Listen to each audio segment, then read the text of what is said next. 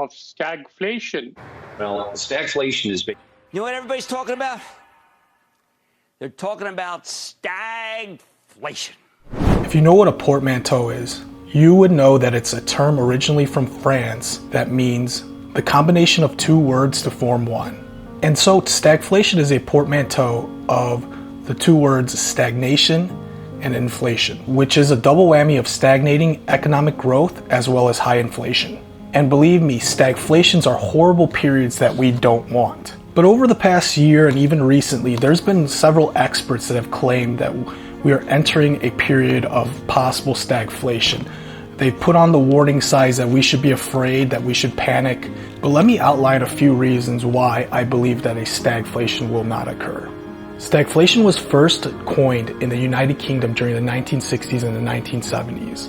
However, it is more well known in the US during the Nixon and Carter presidencies of the 1970s. During this time, it was mainly affected by rising unemployment, higher prices, and wage stagnation. President Nixon tried to fix these issues by freezing prices and freezing wages at the same time. But what really put stagflation over the top in the 1970s was the 1973 oil crisis. Remember the last time you complained about gas for $3 to $5 a gallon? So during this time, it was selling for around $12 a gallon. I think the national average was $11.65 a gallon. Could you imagine this happening today?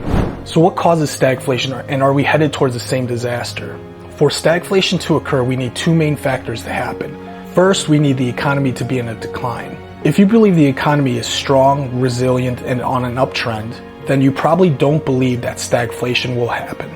I would argue, and most would agree, that the economy is declining and we are headed towards a recession. On its most recent meeting notes, the Fed also surprisingly agreed with this assessment, saying that they see a mild recession later this year. So when it comes to stagflation, being in a downtrend or in a recession is 50% of the equation. The other main factor when it comes to stagflation is number two, inflation. We have had high inflation over the past several years, which is the reason why the Fed is raising interest rates. Inflation rests around 5% right now, which is higher than the 2% goal that the Fed maintains.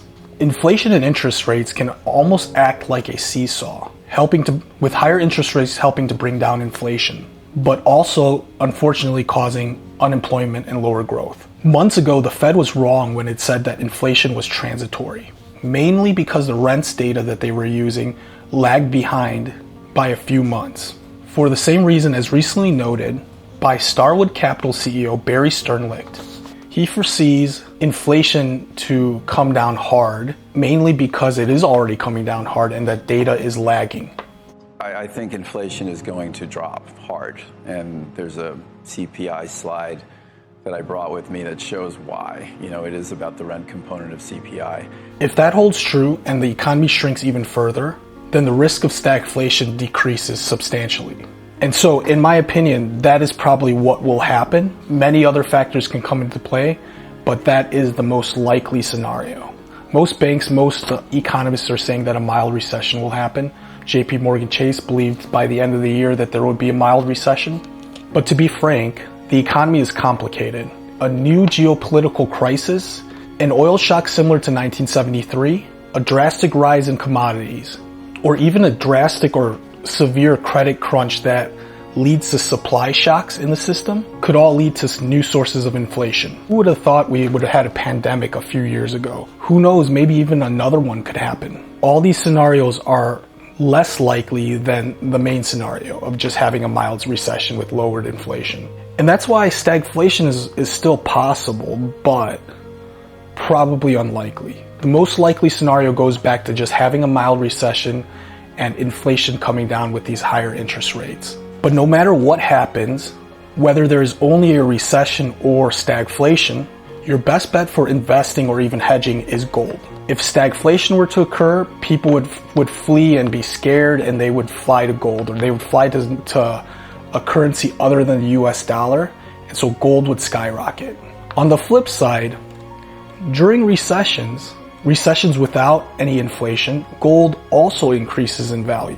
The only scenario where gold would go down in price moderately would be if the economy expands upwards, which is the least likely of those three scenarios.